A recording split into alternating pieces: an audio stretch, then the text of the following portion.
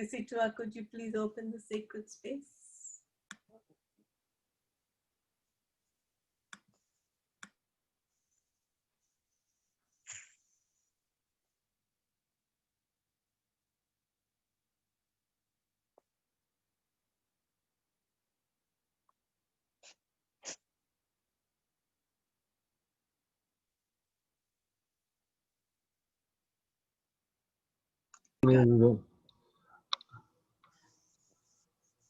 I thought I'd share a Grey Wolf's prayer this morning.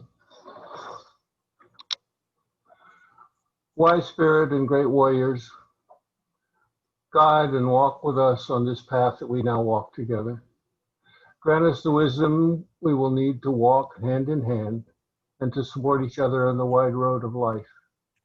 Teach us to respect and honor our elders who have already walked the path that we now set upon. May all the two-leggeds, the four-leggeds, the winged ones, and the swimmers walk with us on this path we now walk. For with them we will have the wisdom, knowledge, love, and spirit of our ancestors. Together we shall become the children of our ancestors, and in time become the ancestors of our children. Hi, all our relations.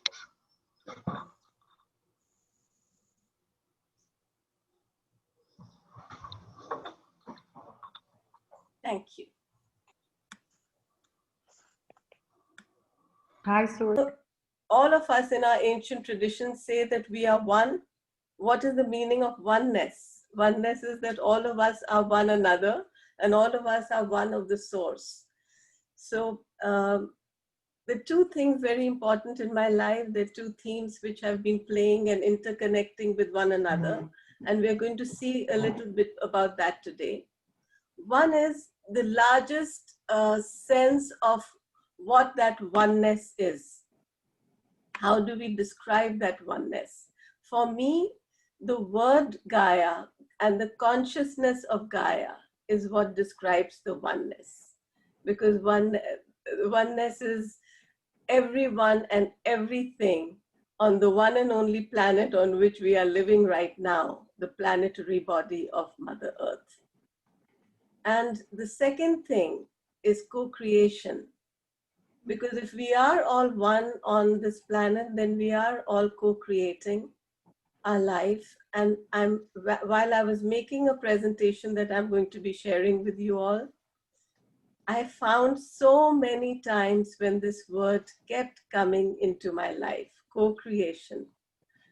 Recently, I discovered it from Tavita, who had taught me the 9 responsibilities. But even before that, it had come through other ways. So I'm going to share that in a minute. If anyone else has anything to say before, then. So let's start with what comes through today from Gaia. So many artists in this world have shown us what Gaia is, what Mother Earth is, that oneness. Artists are creators. They are co-creators. From where they get their inspiration is something amazing, because not only do they get the creation from what we all sense, but they're able to place it in a 2-dimensional format, which can keep us going. If you look at this spiral, just see where it starts from and where it goes on. It has everything that any of us have ever dreamed, including people from other planets and angels and maybe ethereal beings, dolphins, animals, humans, everything and everyone, and a photo of Mother Earth. So many beautiful ways that people have always sensed creation. From a very young age, I was very attached to the earth. I think many of us here have had that kind of a childhood where I would spend all my time out in nature, in the garden. And I think some of the best and also some of the most scary things happened while I was out in gardens. You know, just in wild places or in very well manicured lawns. But something happened 11 Septembers ago. And this is what has brought us all together today. It was also the 13th of September. And I thought today that it was a Sunday. I'm sure it was a Sunday because it's a Sunday today. And it was. And I was just driving down after having dropped my daughter off. And as I'm in the car, and suddenly my head was pulled like this to a space which I'd just been driving past for almost a year and never even looked at. And so I went inside, and it was a very small kind of an area where people had parked their cars.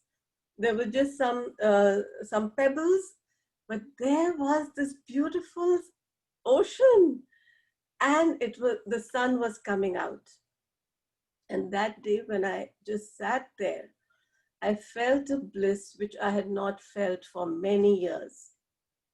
It was as if the whole universe, I was just one with everything, all the elements. The wind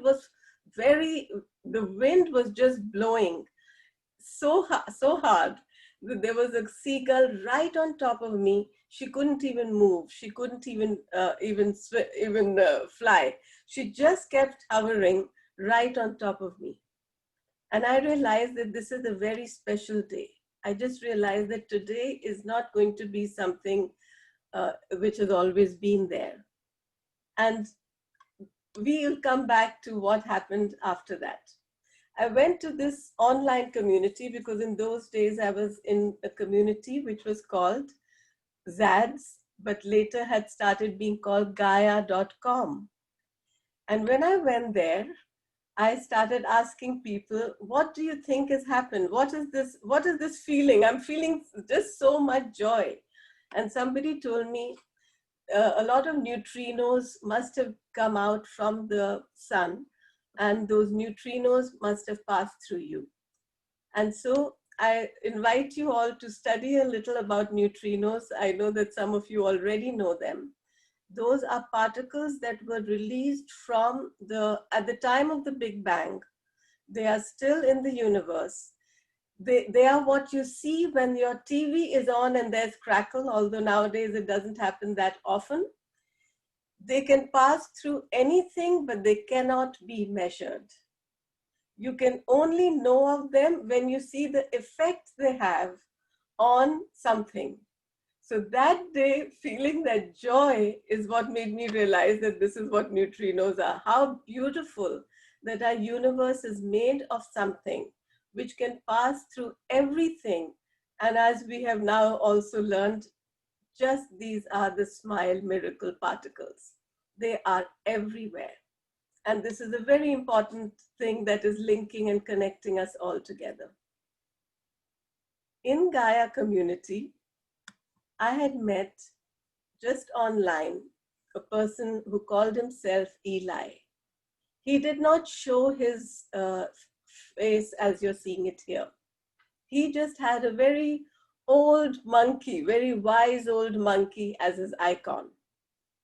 And he was giving us this message that Gaia is calling all of you, and you have to gather together just in gratitude and in prayer. When he said pray, I didn't understand the word pray, because pray is usually the way we understand is, I want something, dear God, please give it to me. So he explained a lot later on about what prayer is. And he said that there were about 40 of them all around the world who had been sending a certain vibration into this earth. We already know that there are levels of people always sending very good vibrations into this earth. That's why we are able to survive everything that happens. And he was one of them. But now he was he was in the mountains, always in the state of meditation called samadhi, when they're just always in silence. But he was asked, and the group of 40 was all over the world, and all the different mountains, the foothills of mountains, and in different remote places. Seemingly they seem to be hermits, but actually they are always connected.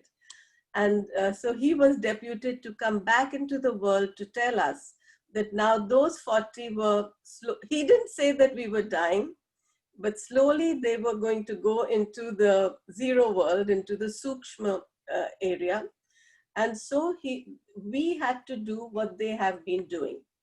What each one of them did, he very gently explained to us that at least 1,000 of us will need to do it, so that around the world, in every time zone, this kind of a project will continue, this kind of sending vibrations out into the world.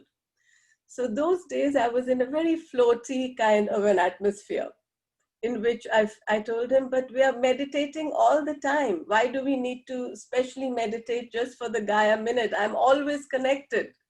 And he said, this is a project for clock time. And I started understanding that, yes, it's true that, as we say, reality is timeless, but time has not been created by human beings. The yugas, the eons, the way that the whole world keeps moving, the whole universe keeps moving, it is not something that is human made. We have co-created it by making clocks, by making digital clocks, and by making all types of timekeepers. But time itself is something that has been created by the creator spirit. So it's important that just like in our daily life, we do certain things because of the clock time. Like right now, all of us are together because we agreed to meet at a certain clock time.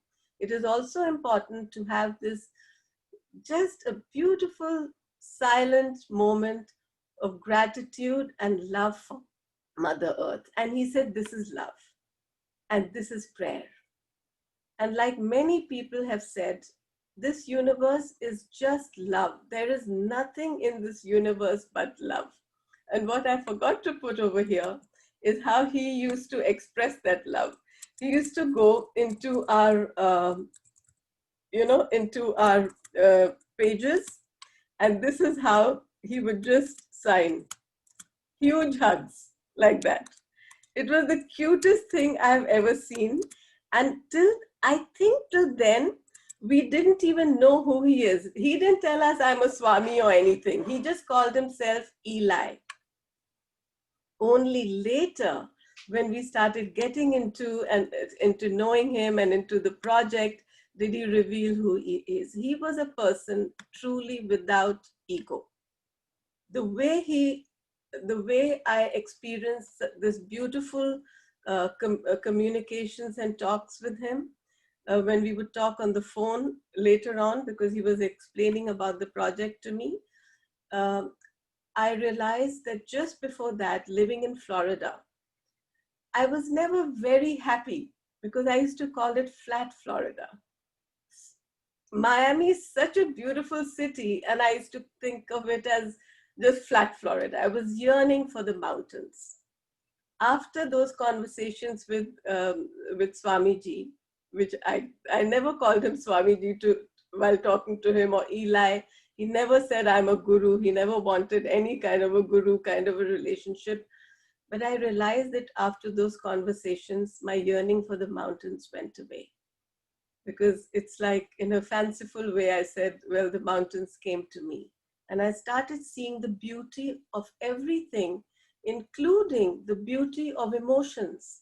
I had been raised, as many people of my age have been, not to be very emotional, not to show emotion. Many women have been asked to suppress their emotions. And he said, no, it's so important to feel your emotions. Bhupinder will like that, because that's what Professor has also said. All the true teachers have always said that our emotions are what help us to work in this world. So he had given us this message. And when I was going down on the Sunset Place, and I suddenly realized that Gaia is speaking to me. And I'm just showing you a few slides of what he said, because one of the beautiful things he said is that prayer is not asking for anything, just receiving, just surrendering in gratitude, just opening your palms and just look this photo is from when we were talking on the phone, because we would be talking on the phone. I would have my video towards the sky, just filming, because what do I film when I'm talking to him? And to keep the family's privacy, I didn't want to be filming the garden. So I was always filming out. And so often the trees, the sky, and the clouds would make these hearts in the sky while we were talking. It was just one of the most beautiful experiences and the messages that I got from that. So when I went to that sunset place, I suddenly got a whole download of information about Gaia. And that is what I would like to share by going back a little bit. And Kisitua, stay alert, because you're going to come into the story in a little bit. First, it's my daughter. When my daughter was 8 or 9 years old, and I used to drop her to school. So you see, very often it's in the car, many beautiful things in the car. As Kisitua teaches us, all things have spirit. The car is a beautiful vehicle, just like your spiritual body. And she would say, "Mom, look at the clock. Now this is a digital clock. So you would see the time 3:03. She said, "I will say 3 and you say 03." And we would start laughing, because in America, 0 is pronounced as O. In India, we don't do that, but now these are American kids. So we would laugh. Now, I am a serious human being at that time. I'm not what I'm now. So I needed meaning.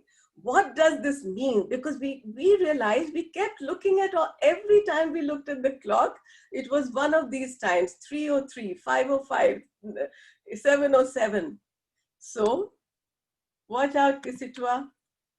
I asked Kisitua, because from him I was learning hoop Reiki, medicine Reiki. That's Kisitua, who you see in front of you right now, wearing his, he's there.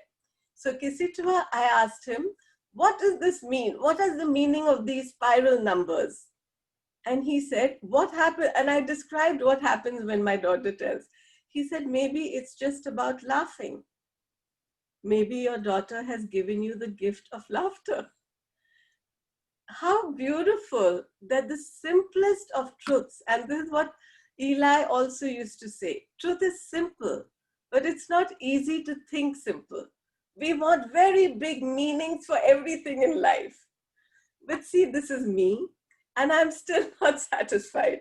My mind has to be very satisfied, because I then started seeing that message that came from Gaia.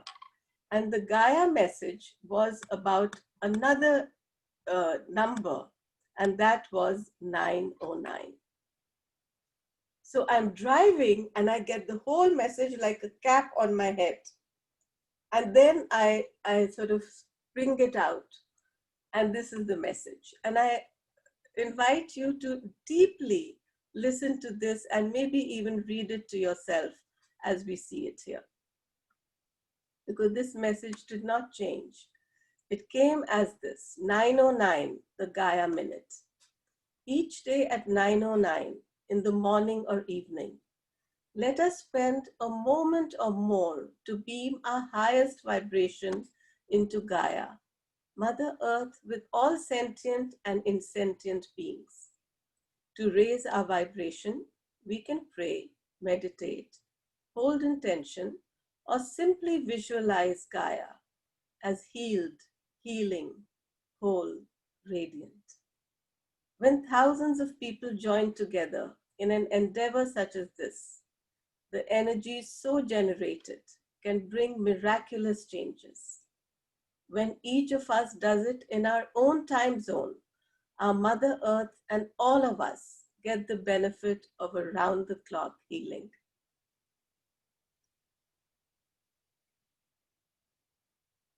These words completely have changed my life. I can't believe I'm feeling so moved at this.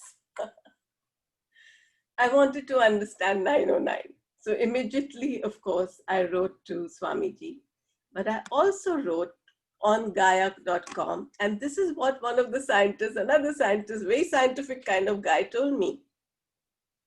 This is what he described about And see, Tavita, this is where co-creation came again. And I started understanding that these numbers are spiral numbers. And so far, whenever I've asked anyone, all for these 11 years, I've only found 5 people who on their own had also been seeing spiral numbers all the time.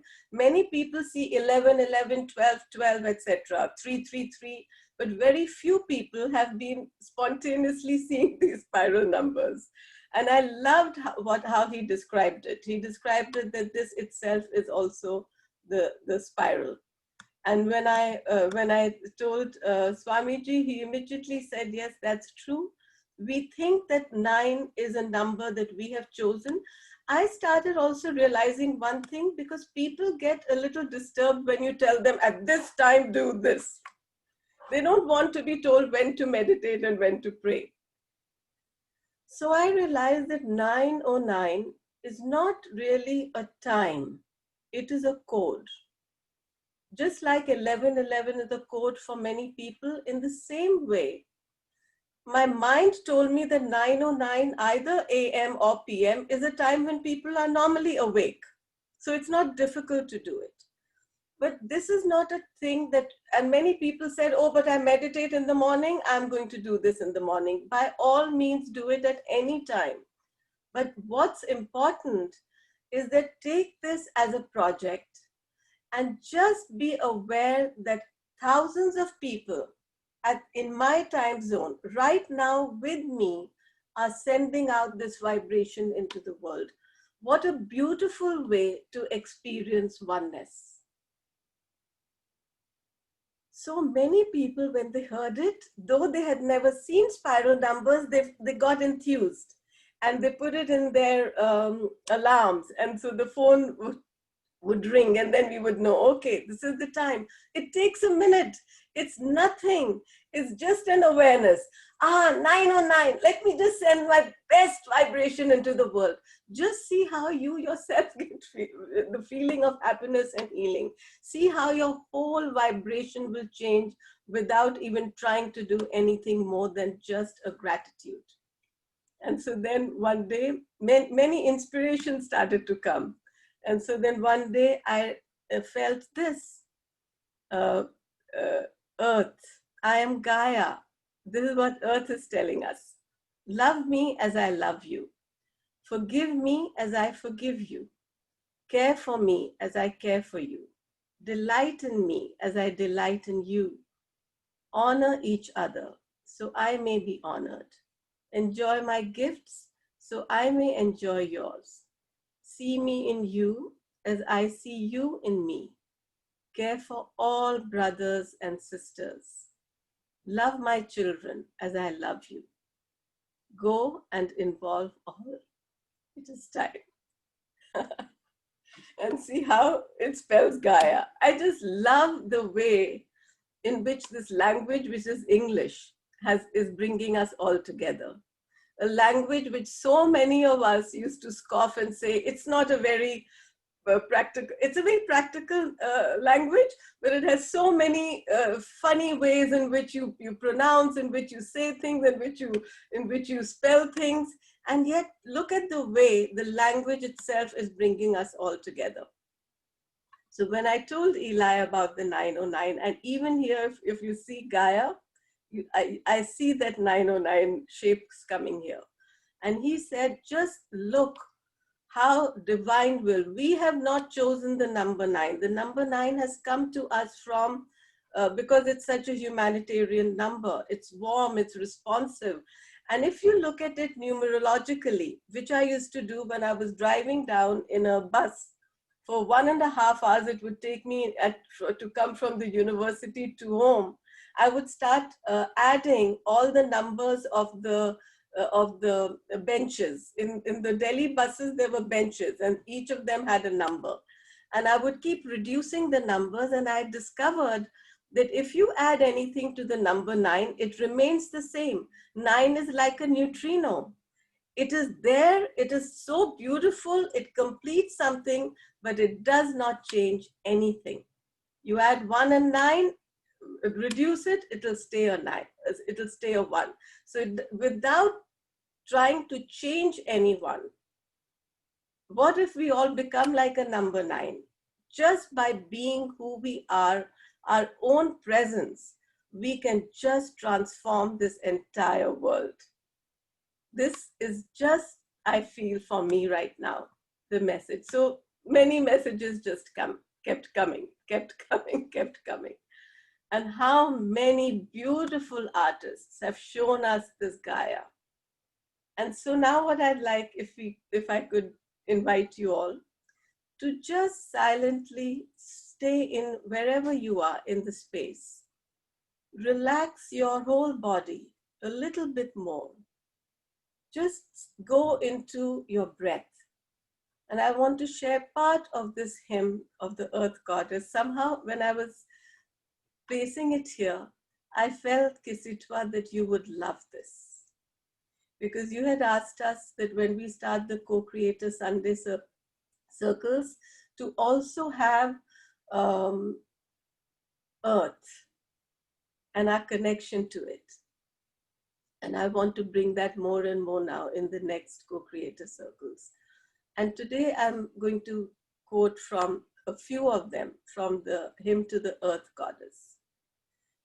She whom the Creator of all searched out by means of oblations when she had entered the surging atmosphere, all the floods and the ice ages and everything that the earth has gone through. She, the vessel destined to nourish, deposited in a secret place, first became visible to the gods and the heavenly mothers.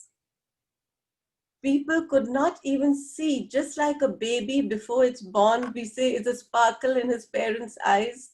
In the same way, before earth became our mother, she was a sparkle in the eyes of the gods and the heavenly mothers. And they made her our mother. Thy laps, O earth, free from ailment, free from disease, shall be produced for us. May we attentively through our long lives be bearers of offerings to thee. These envision sessions that I started on Sunday, I wanted them always, and I used to call them, envision a world that benefits all beings. Very often it's difficult for people to voice how this world can benefit all beings. Many of us want to feel, and we do, that even with all the troubles and the turmoils of the world is actually beautiful just as it is. But we have to make a lot of effort to do that. What if we allow ourselves to see that the world is easily of benefit, easily? It's okay to do that. It's okay to visualize. It's very important to visualize. In fact, we are always visualizing it. We are a little bit scared of our dreams because we are scared to hope. We think that if we see a dream, if we think that all of us can hear properly and see properly and only get the food that we like and only have beauty, we feel that we are not being grateful. But what if we allow ourselves to see that this world easily is actually benefiting and will benefit and can benefit all of us? You know, many of us in this group are healers and teachers. And one day I asked my group of people, what is your dream? And they said, my dream is to be of service to the world, to heal many people, to show people what we can do. And then I said, you know what my dream is? That I am not needed as a healer. Because everyone around me has seen that they are self-healing all the time. And one day I woke to a thought which seemed very arrogant to me because ego comes in the way. I want us to understand that if we don't allow ourselves to dream of a perfect world, it is our ego that brings us back, not our soul. The soul is showing us a beautiful world. Our ego won't allow us to accept it because we think we are not worthy. So the thought that came to me is, Meenakshi, Do you know there are people in this world, they think, if they think of you, they feel healed. I said, oh my gosh, what an arrogant thought. Who do you think you are? I told myself. A few hours later, somebody who I had not spoken to for a long time called me and said, Meenakshi, yesterday I was feeling very distressed by something. I thought of you and immediately I knew you were sending me healing. I had not done anything. I had not thought of them. All of us who are here, we are here just to shine. Just keep shining. Do whatever we do. Do our healing, do our teaching as a game, as a play, as joy, for fun, just because we need to do something. Because we want to be human doings and not only human beings. We've come into this world, let's play. But know that our actual work that we are doing is just by being. Our greatest doing is what we be. I think Jenny knows this. Thy lats, O earth, free from ailment. What a beautiful, this was called the auric egg or the earth egg, which one of the artists has created. O Mother Earth, kindly set me down upon a well-founded place. So this prayer is okay for us to say when we find ourselves distressed. It is okay for us to accept that right now I'm not feeling very happy. It's okay. With Father Heaven cooperating, O thou wise one, do thou place me into happiness and prosperity. Andreina is not here right now, but she is a person who is always spreading happiness, teaching people to be happy. These are from what we might consider ancient, but now I'll tell you what came upon me. An even more ancient vibration of Gaia. And that is this. Gaia is infused with the violet flame of transmutation, which transmutes us with joy, love, and forgiveness. The threefold flame which is in the center of all our hearts, which we call the Buddha consciousness, the Christ consciousness, the smile consciousness. It doesn't matter what name we call it, but Gaia is truly just like all the planets, just like our sun and the moon. I used to think that these are fanciful things to tell us. Grandfather Sun, Mother Earth. This is real. This is you. When you shine, this is you. For other people, you are like a planet, you're like a star, you're a sun. What do you think you are for the bacteria that lives inside you? Just like we live on Mother Earth. She's aware of us, or maybe she's not aware of us. Maybe she's only aware of us when we are in our smile. I have no idea. The more we go into her, the more we'll understand. So we are going to do a tiny meditation right now with the violet flame. Just, if you want, close your eyes. The reason is that the violet flame, because we want to see it with our physical eyes, we see it with a color which is like a violet color.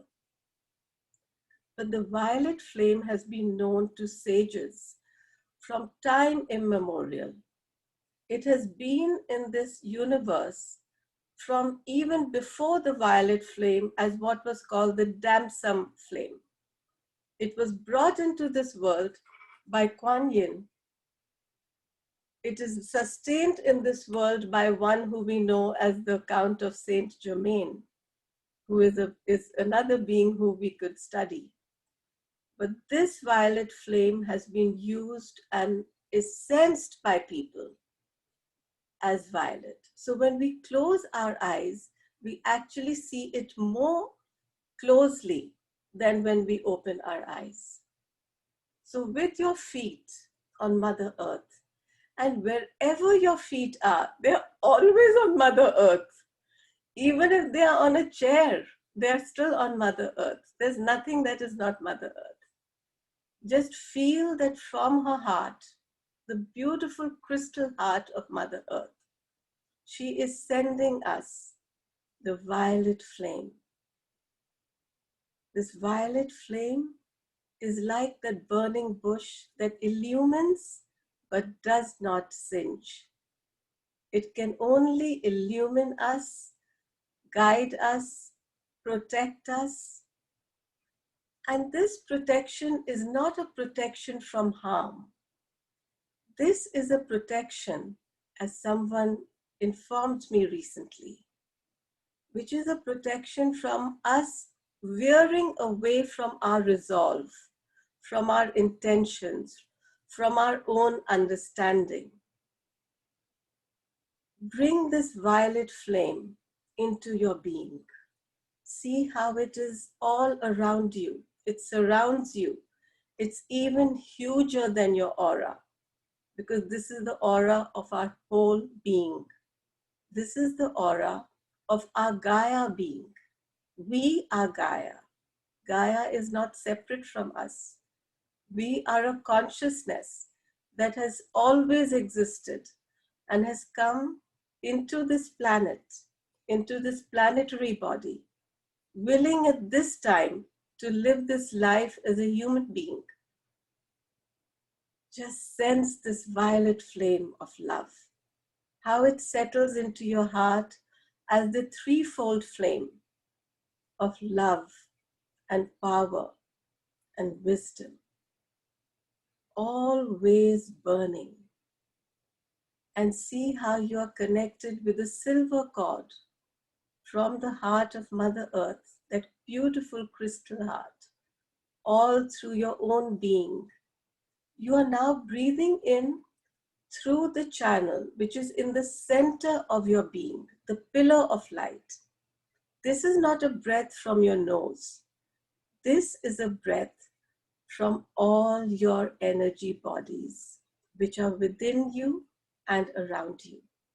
You are breathing as the planet breathes, in and out, in and out. You're inhaling this violet flame. The violet flame is the closest to the pure light. That's why anything lower than it we call the ultraviolet. But it is the most intimate aspect of us, because we are pure light. We are pure being. We are God self. We are God particles. Can anything in this universe be not God? So this violet flame is us. And from our crown, it reaches the sense of us, which we sometimes forget, and we call our higher self, our Christ self, the Buddha self, the oneness, the soul self. And then only when we are in that purity of the soul self can we approach the sense of God, the sense of Creator. And this violet flame takes us all the way. For these three senses are actually just one, and we are awakening to it. For a moment, just sense, what is your Gaia self conveying to you right now? For a few minutes, I'm going to be playing some beautiful crystal music. And as you listen to it, just connect with that sense. And just connect with what Gaia is telling you.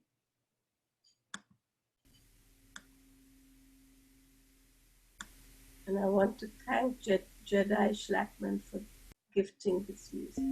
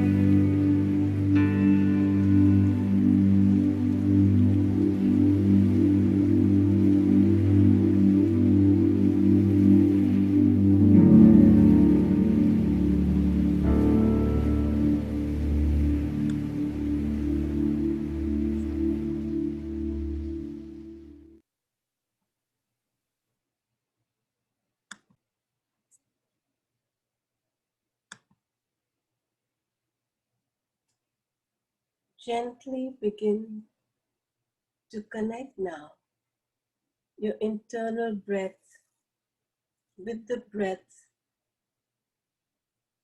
of your physical body. And come back into this time and space,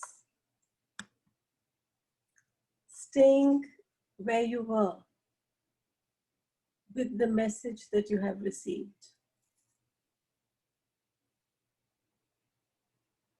And when you're ready, please unmute yourself and share the message for the highest good of all.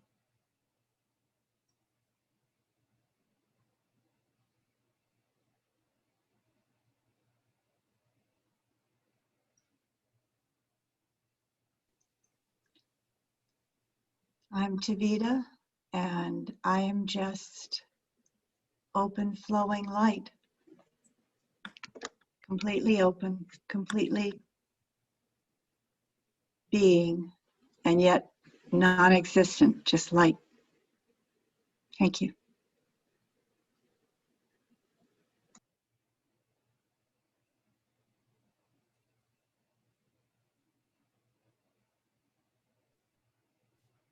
I'm Jenny, and nothing needs to be changed. Nothing needs to be done. I am light infused love, and all creations are the same. Thank you.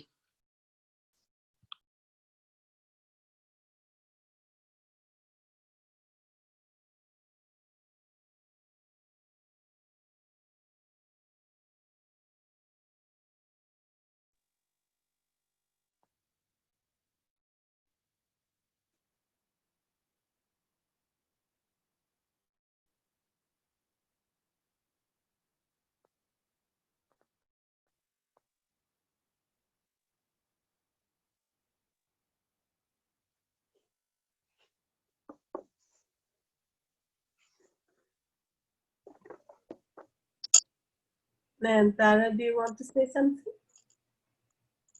Angie, I am Nayantara, and I'm very conscious of just still being so stuck in my head, and I'm grateful that I have been working really hard to develop my spiritual side, and especially through what is coming through to say is that for me, breath and yoga and dance and chanting, I chant Envisioning Gaia, and so all of that stuff is bringing me to the point where I can, I guess, address this, that, you know, I'm a Kabir, we have all this stuff going on in our brain, but I've witnessed both myself and through my family so much just suffer, like interpersonal, you know, angst and suffering, and I'm trying to break that cycle right now with my brother, and like everything's coming to a head. So I guess that's why I ended up here. I love what you wrote in the chat, Nayantara. I love everything, even what you just spoke. What you wrote was beautiful and comforting. My father, Prabhan Kamal Kabir, drowned in Indian Ocean.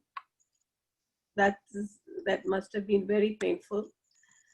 Orissa in 2004. He was a theoretical physicist. We had neutrinos for breakfast.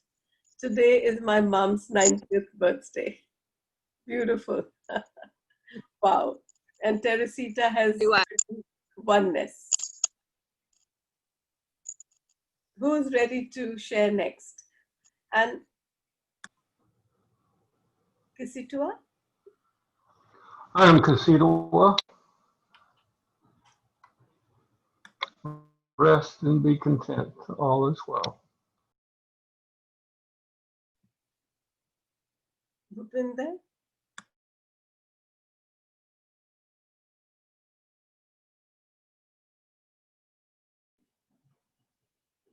Thank you so much, Meenakshi, for such a beautiful, wonderful presentation. And how beautifully, even I didn't know this, really.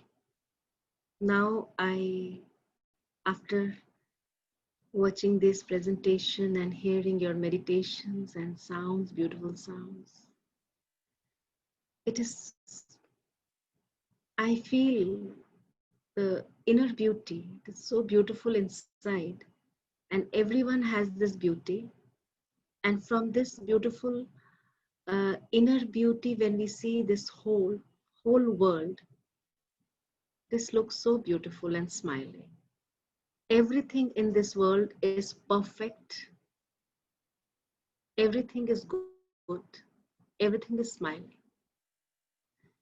Because in every existence, there is God's particle, pure consciousness, smile consciousness. One light, that golden core which is running through all. I could feel that oneness, one bond, one thread, and everything is so beautiful, so wonderful.